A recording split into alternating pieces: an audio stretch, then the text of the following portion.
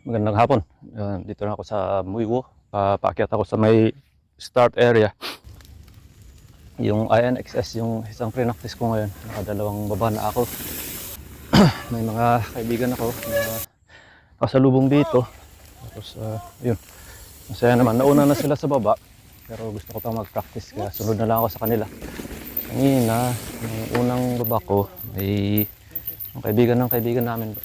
Ngayon lang kasi niya napuntahan dito kaya naninibago. Kaya naabutan ko siya sa dulo, medyo napatigil ako. Kaya 2 minutes 32 yata yung time ko. Yung pangalawa, 2 minutes 22 yata.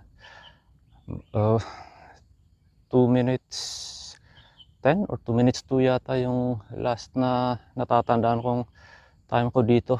Pero noon, walang ulan. Itong bike din na to, full suspension. Okay. Ngayon, may isang corner na may konting wall. Yun yung gusto kong gawin. Naninibago ako ngayon kasi parang feeling ko madudulas ako. Yun yung sa tingin ko isa sa mga nagpapabagal sa akin. Isa pa sa yung bago yung drop papuntang Savage.